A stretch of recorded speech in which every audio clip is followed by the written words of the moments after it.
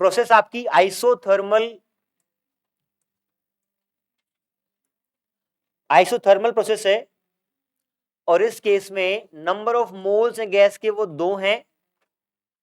Are की value आपको पता होती है, जो टेम्परेचर है वो 300 केल्विन है।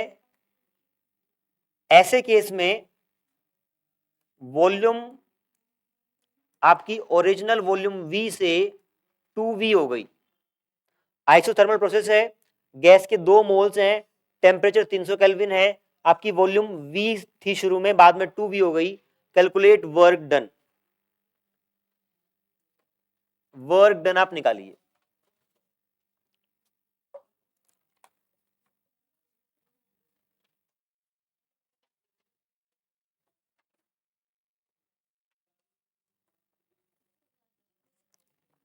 ये आपकी आइसोथर्मल प्रोसेस है।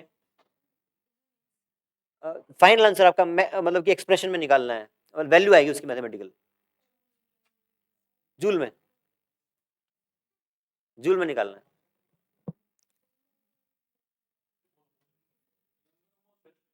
क्या करें, नंबर ऑफ मोल्स दे रखा है,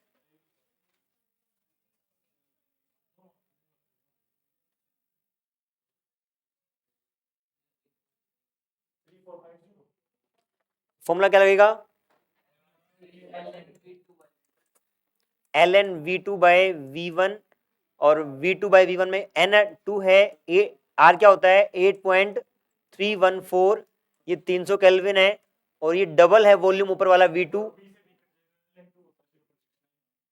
0.693 ऐसा रहता है। इनको मल्टीप्लाई कर देंगे कितना आ रहा है, क्रॉस चेक करें भाई, ठीक है, इधर से भी बता दें एक बार, ठीक है आंसर।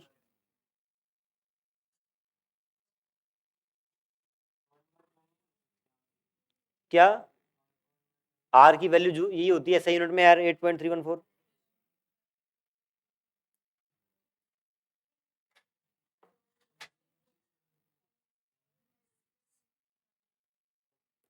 कंफर्म कर दे बेटा,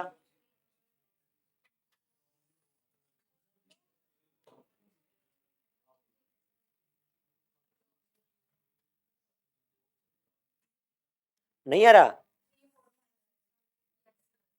3456, कोई बात नहीं, वो अराउंड अराउंड उतना ही है, कोई बात नहीं। आप जहां तक ये बोल रहे हैं कि एग्जैक्ट ये है, कोई दिक्कत नहीं, आंसर आपका आ गया, फॉर्मूला लगाना आपको आ गया, ठीक। आगे बढ़ते हैं। लास्ट प्रोसेस बहुत इंपॉर्टेंट है, एडियाबैटिक प्रोसेस।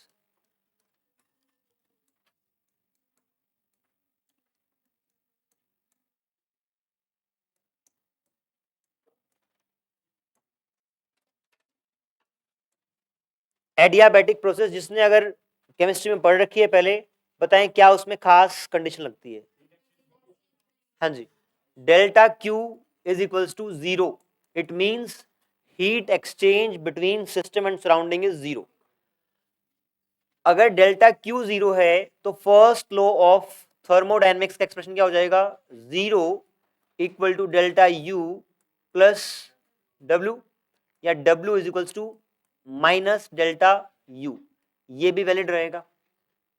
इसके अलावा आप बताएं, आइसोथर्मल एक्सप्रेशन में आपने देखा था पीवी इक्वल टू कांस्टेंट होता है, किसमें देखा था, आइसोथर्मल में।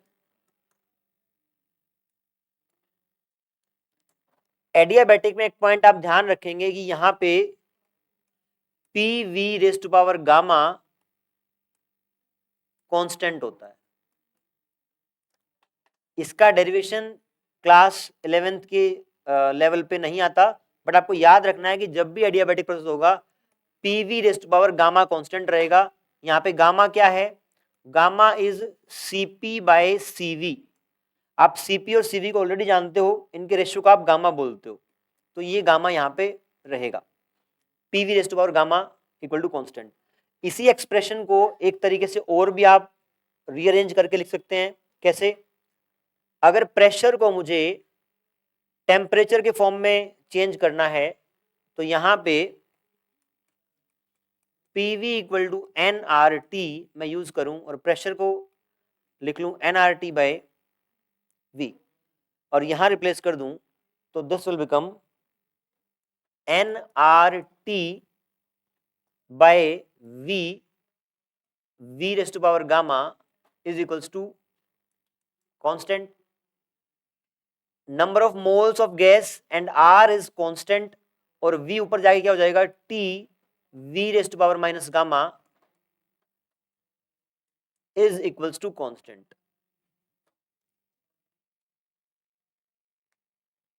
सबसे पहला ये तो आसान है, डेफिनेशन में ही है, इससे आप ये बना ही सकते हैं। ये एक्सप्रेशन आपको याद रखनी है, सबसे बेसिक, मतलब इन दोनों में ये एक्सप्रेशन ज्यादा बेसिक है। जैसे आइसोथर्मल में पीवी कांस्टेंट था, यहाँ पे PV raise to power gamma आपका कांस्टेंट है। यहाँ पे मैंने आपकी गैस की इक्वेशन को यूज करके इसी को एक फॉर्म में और लिख लिया। ये 4 पॉइंट्स आपको इसमें याद रखने हैं।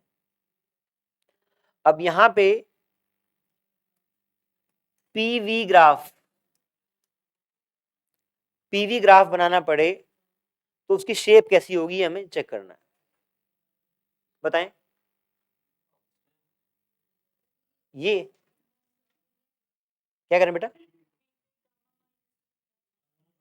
सॉरी ये आपका v, यहां v था t v gamma -1 equal to constant, ये ऐसा रहेगा, ये एक्सप्रेशन। ठीक है, आप क्या पूछ रहे हैं, हो गया। PV equal to NRT use करके आपने वो रिलेशन एस्टेब्लिश किया है। हाँ जी, हाँ जी, एनआर कांस्टेंट है तो वो वहां पे जाके डिवाइड होके एक नया कांस्टेंट बन गया है। ठीक है, तो टी वी की raised V power gamma -1 is equals to constant. यहां पे जो ग्राफ बनेगा वो लगभग बनता है आइसोथर्मल जैसा, ऐसे, क्योंकि दो नंबर्स का प्रोडक्ट टाइप ही है। अगर वॉल्यूम बढ़ेगा तो इस नंबर को छोटा होना पड़ेगा ताकि ये कांस्टेंट रह पाए। ठीक है, तो PV raise to power gamma या एडियाबैटिक का ग्राफ भी ऐसा ही बनता है। अंतर क्या है अभी देखेंगे थोड़ी देर में। जैसे लास्ट केस में आइसोथर्मल में आपने स्लोप निकाला था एट ए गिवन पॉइंट, है ना, क्या यहां पर मैं कहूं कि किसी गिवन पॉइंट पर, लेट्स से ये वाला पॉइंट है,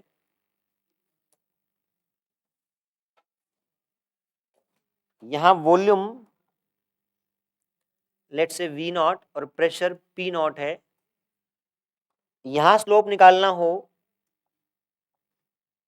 तो यहां टेंजेंट ड्रॉ करेंगे और इस लाइन का जो स्लोप होगा वही इस पॉइंट का स्लोप कहलाएगा। स्लोप के लिए क्या चाहिए होता है आपको, dp/dv, dp/dv आपको निकालना है, वो आपको स्लोप देगा। कल हमने इस एक्सप्रेशन के लिए स्लोप निकाला था, कितना आया था, dp/dv इज -p/v।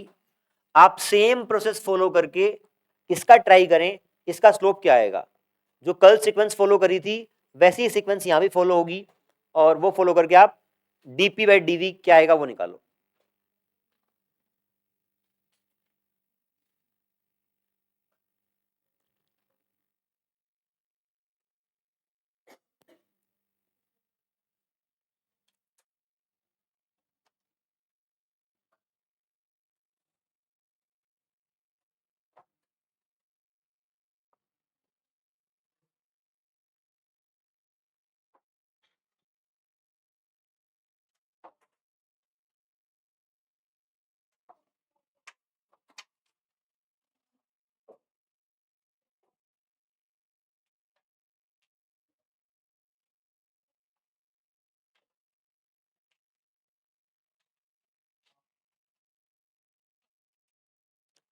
जब भी आप dp/dv करेंगे, मैंने कल बताया था आपको y equal to x² + 2x + 3।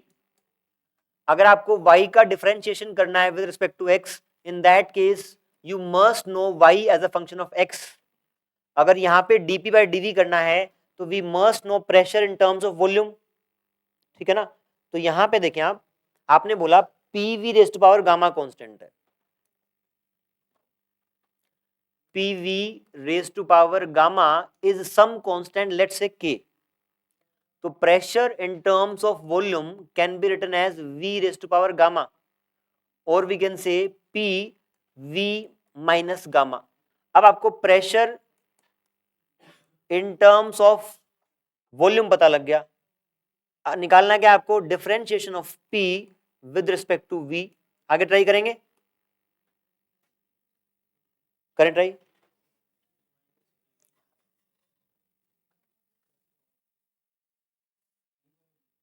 नहीं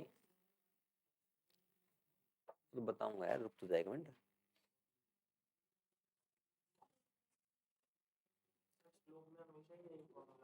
हाँ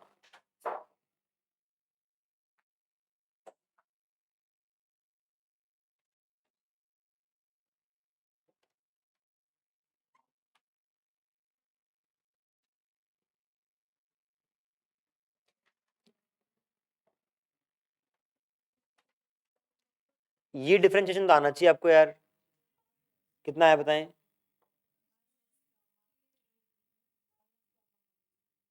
ठीक, काफी ठीक है. देख लें एक बार, ये तो कांस्टेंट है, ये माइनस गामा पीछे आएगा, माइनस गामा के वी माइनस गामा -1 ऐसा आएगा. क्योंकि अगर आपका लिखा हो y equal to X cube और dy बाई डी एक्स निकालना है, तो आप क्या करते हैं, पहले पावर पीछे आती है, यहाँ पे 3x की एक पावर घट जाती है. तो यहाँ क्या किया है, इस पावर को उठा के आप यहाँ ले आए और उसमें से एक घटा दिया. सिंपल इतना ही किया है. अब आप इस k की जगह ऊपर देखें, यहाँ पे k क्या था, PV raise to power gamma. अगर k की जगह आप वापस पुट कर दें minus gamma PV raise to power gamma V minus gamma -1, ऐसा करने पे क्या ये V raise to power gamma और minus gamma P V raise to power -1 हो जाएगा. ठीक है,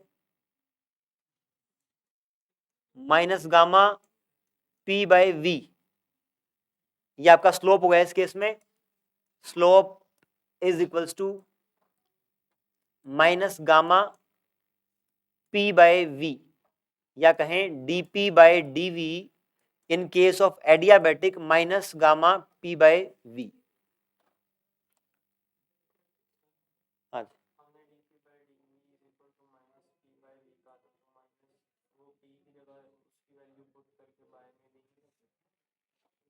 कैसे कह रहे हैं आप, वो आइसोथर्मल के केस में था. प्रोसेस फॉलो करनी है ना, किस प्रोसेस की बात कर रहे हैं, ये एडियाबैटिक का है. dP बाई dV कभी आप एक ही फॉर्मूला याद चेप दो हर जगह, dP by dV is minus P by V in case of isothermal process.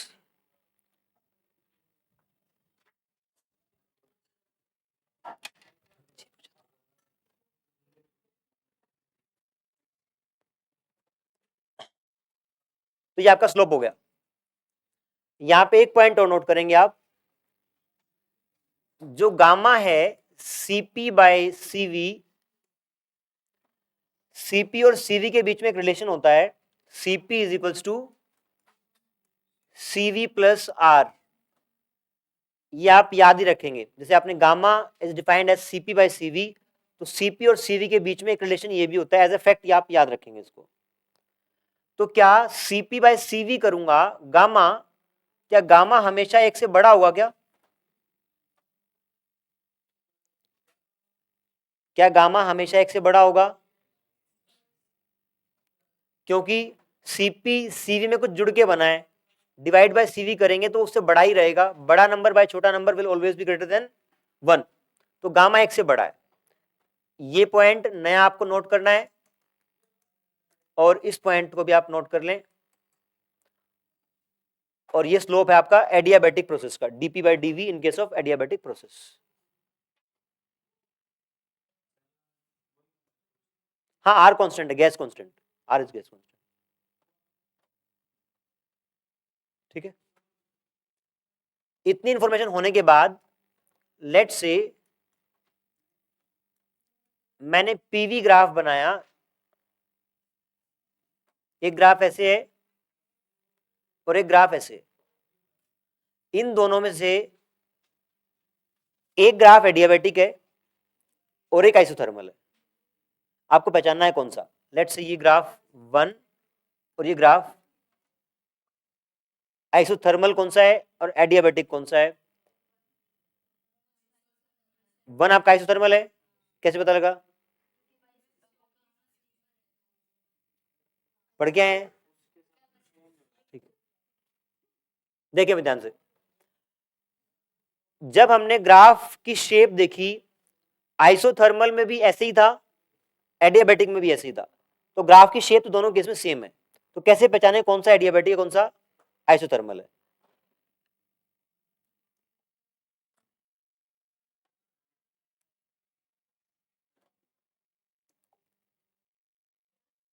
ये लेट से V नॉट है और ये P नॉट है। इस पॉइंट पे यदि मुझे स्लोप निकालना है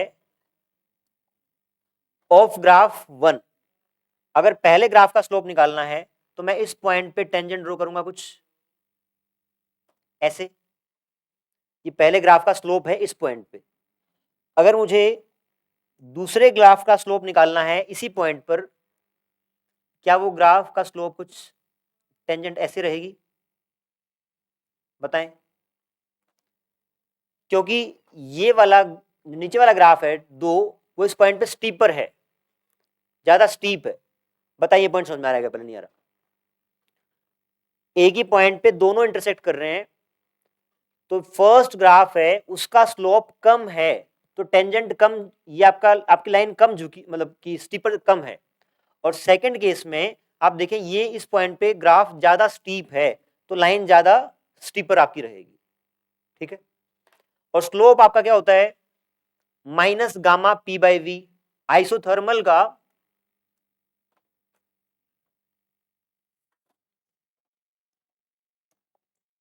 अगर मैं बात करूं आइसोथर्मल की,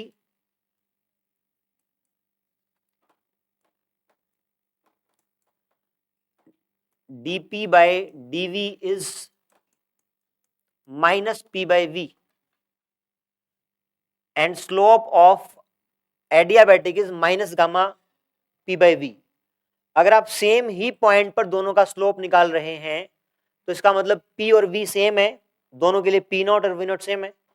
यहाँ p नॉट v नॉट, यहाँ p नॉट v नॉट, लेकिन इसमें एक गामा एक्स्ट्रा मल्टीप्लाइड है, गामा एक्स्ट्रा मल्टीप्लाइड है और वो एक से बड़ा है, तो ये स्लोप ज्यादा स्टीप हो जाएगा, ठीक है। एक पॉइंट पे अगर आइसोथर्मल एडियाबेटिक इंटरसेक्ट करें कहीं पे, तो जिसका स्लोप ज्यादा है वो आपका एडियाबेटिक कहलाएगा। ये पहले लिख लें फिर मैं लिखवाता हूं ये पॉइंट।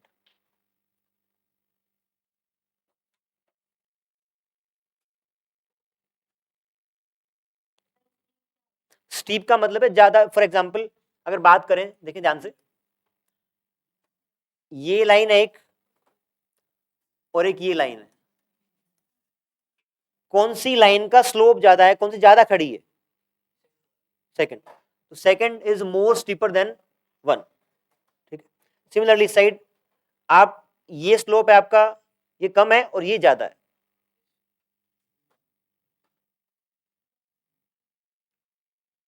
लिख लिया, लिखे आराम से।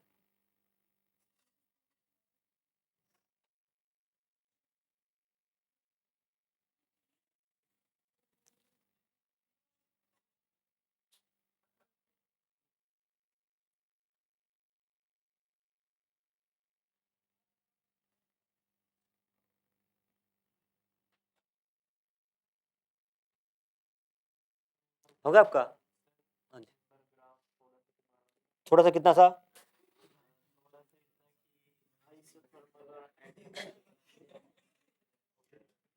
देख लें, दोबारा दोबारा बता देता हूं। आइसोथर्मल में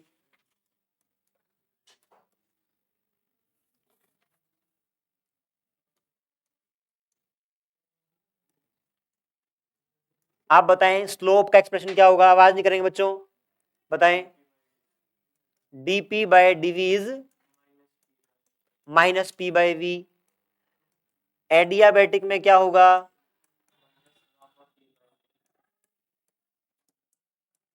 dp by dv is minus gamma p by v। Gamma क्या होता है, cp बाय cv। cp और cv में क्या रिलेशन है, cv प्लस r। क्या cp हमेशा बड़ा होगा, cv से बड़ा होगा क्योंकि कुछ ऐड हो रहा है, तो क्या cp by cv is always greater than 1, always greater than 1।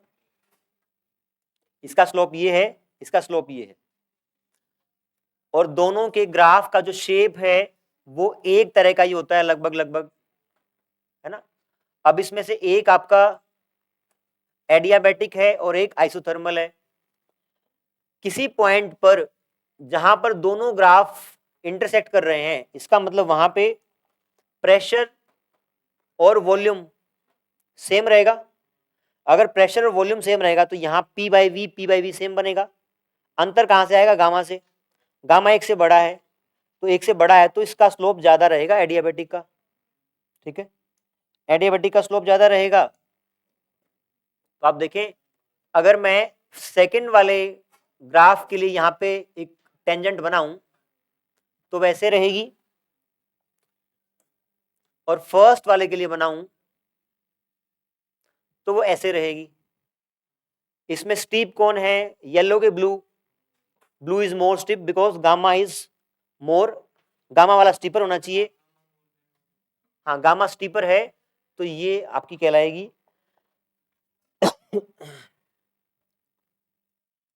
ये आइसोथर्मल है।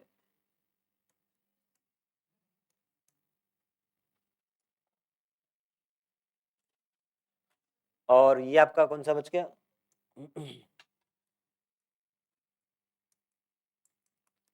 एडियाबैटिक। इतने रंगारंग डायग्राम के बाद तो आपको चीजें एकदम चमक जानी चाहिए। क्या कह रहे हैं, होशियार हो गए आप। तनिष्क कल पूछता हूं आपसे वापस आके।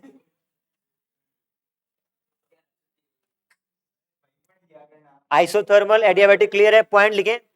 When isothermal and adiabatic curve intersect at a point, when isothermal and adiabatic curve intersect at a point,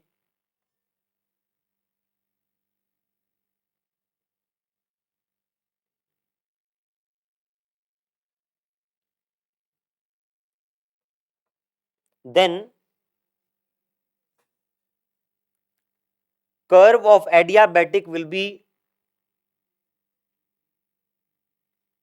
relatively steeper, relatively steeper। Steepness आपकी ज्यादा रहेगी एडियाबैटिक की, ठीक है। आगे बढ़ते हैं। नेक्स्ट पार्ट, आपको वर्क डन निकालना है इस केस में।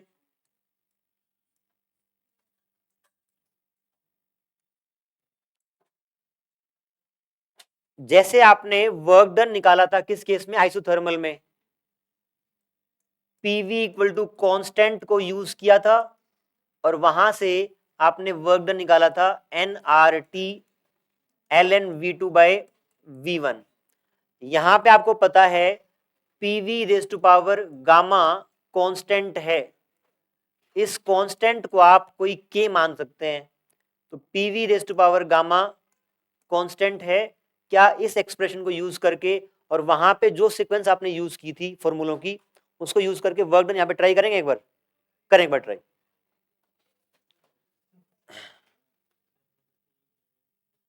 खाल उतर जाएगी।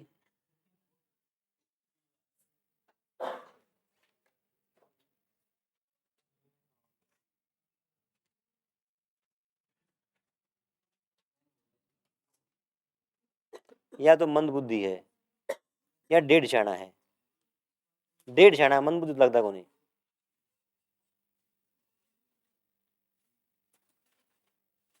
सेट हो।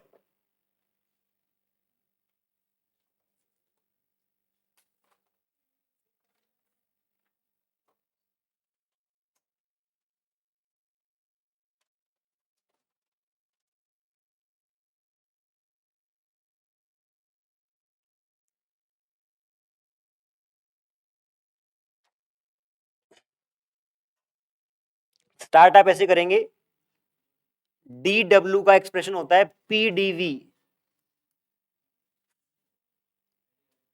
उसके बाद क्या करते हैं, अगर आपको इसको इंटीग्रेट करना है टोटल वर्क डन निकालने के लिए, तो जिसके रिस्पेक्ट में इंटीग्रेशन होता है प्रेशर को उसी के टर्म्स में लिखते हैं, हाँ कि ना। तो अब यहां पे देखें, इस एक्सप्रेशन को यूज करके क्या आप प्रेशर को वॉल्यूम के टर्म्स में लिख सकते हैं क्या? Pressure can be written as K V raise to power gamma और K V raise to power minus gamma, ऐसा आ जाएगा। D W is equals to K V raise to power minus gamma D V. ये आपका pressure हो गया छोटे से वॉल्यूम चेंज के लिए। आपको पूरा वर्क डन निकालना है डी डब्ल्यू, तो it will be integration of these small work done. तो आप यहां पे बताएं कि V raised power minus gamma D V का integration let's say from volume v1 to v2 को, चलो बाद में पुट कर देंगे लिमिट्स, पहले इतना कर लें। इसके बाद इंटीग्रेशन करना है। इंटीग्रेशन में क्या होता है, इसके अंदर एक पावर जुड़ती है और वही डिवाइड होता है, तो आप सिंपली लिख लेंगे कि V raised power minus gamma minus gamma plus 1, क्योंकि पावर आपकी एक ऐड होती है, और वही चीज नीचे भी आती है माइनस गामा प्लस 1।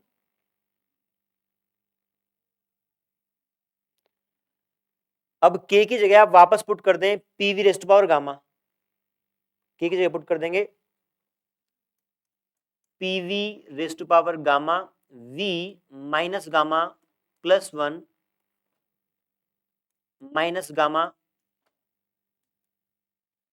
प्लस 1। इसको सिंप्लीफाई करूं मैं तो this work done becomes P V minus gamma plus 1। ठीक लिखा है यहां तक। इसके बाद हम इसकी लिमिट्स पुट करेंगे फ्रॉम पॉइंट 1 टू पॉइंट 2। जब भी आपका एडियाबैटिक प्रोसेस रहेगा, क्या P और V दोनों चेंज होंगे? अगर आप एक पॉइंट से दूसरे पॉइंट पे गए कभी भी, तो आपके P और V दोनों चेंज होंगे।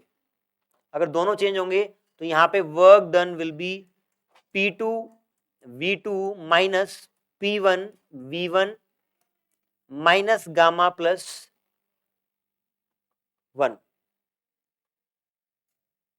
इसी एक्सप्रेशन को मैं हल्का सा रीअरेंज कर सकता हूं, P1 V1 minus P2 V2 gamma minus 1। बताएं ठीक लिखा है क्या? ऐसा करने का एक कारण ये था कि गामा एक से बड़ा है, तो आप नीचे यहां पॉजिटिव टर्म बनाना चाह रहे थे, इसलिए हमने उल्टा कर दिया गामा माइनस 1 इक्वल टू, और ऊपर आपका P1 V1 minus P2 V2। तो वर्क डन का जो फॉर्मूला आपको याद रखना है एडियाबैटिक के केस में, P1 V1 minus P2 V2 gamma minus 1। Generally आप सेकेंड माइनस 1 करते हैं, 2 माइनस 1 करते हैं, यहां पे उल्टा हो गया है नीचे वाले को पॉजिटिव बनाने के लिए। इसी एक्सप्रेशन को आप एक तरीके से और लिख सकते हैं, यहां P1 V1 है तो इसको आप NR T1 minus T2 upon gamma minus 1। This is also a expression of work done in case of adiabatic process.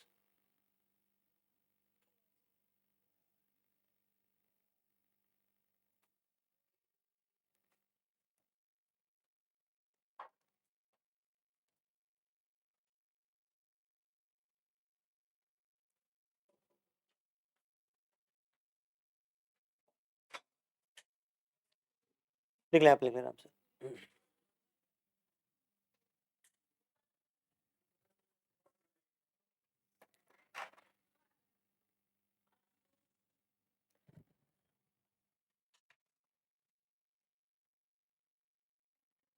Done, ठीक।